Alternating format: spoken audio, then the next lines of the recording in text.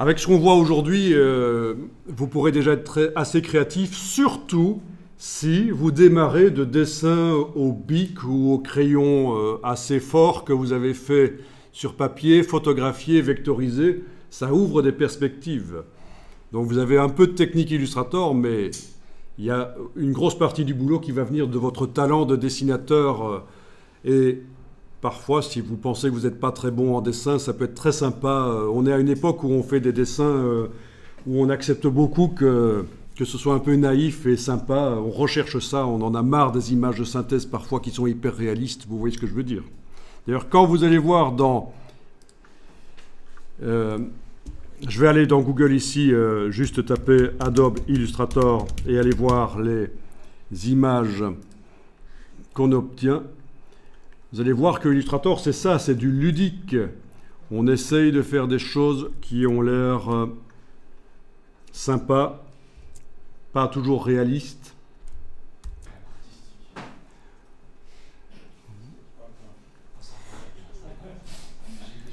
Voilà. On essaye de faire des choses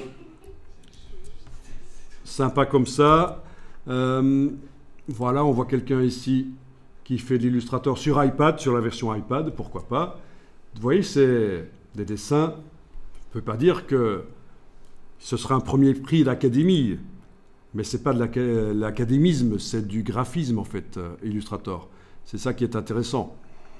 Et donc, voilà, on est dans vraiment les trucs sympas. Donc, si vous n'êtes pas très fort en dessin, ne vous en faites pas, parce que dans Illustrator, on peut faire des choses très bien. Vous voyez, tout ça, ce sont juste des exemples. J'ai juste tapé Adobe Illustrator et je regarde les images de Google. Par contre, je vais vous montrer quelque chose, un outil de Illustrator. Je vais vous montrer les résultats que certaines personnes ont obtenus avec cet outil. Ça s'appelle le dégradé, le gradient mesh en fait, le dégradé de filet, le filet de dégradé en fait, en français. Gradient mesh en anglais et filet de dégradé en français. Voilà.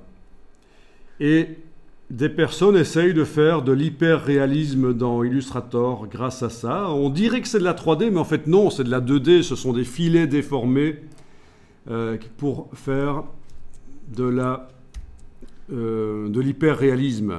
Oui, souvent on montre ça, on apprend ça, on fait des fruits avec ça.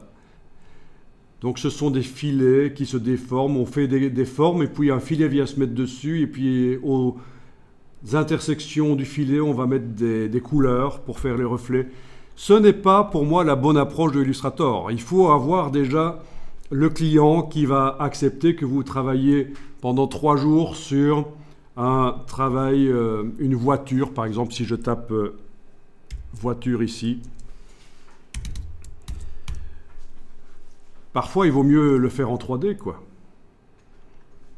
Voilà, ça c'est pas de la 3D, c'est de l'Illustrator. Il faut avoir le client pour, quoi. Donc, n'essayez pas de faire de l'hyper-réalisme dans Illustrator, d'autant que d'abord, il faut démarrer d'une photo la plupart du temps pour arriver à faire quelque chose de bien. Est-ce que vous avez les droits d'auteur sur la photo? Peut-être pas. Ne vous dites pas que le dessin, c'est pas grave s'il est fait d'après une photo qui est sous droit d'auteur, parce que c'est un dessin, ce n'est plus la photo. Vous avez un problème de droit d'auteur malgré tout, si on arrive à prouver que vous avez utilisé la photo. Donc voilà, je voulais vous montrer ça. Vous avez vu les trucs sympas dans Illustrator, faciles à faire, et vous avez vu les trucs prises de tête. Ne faites pas les trucs prises de tête.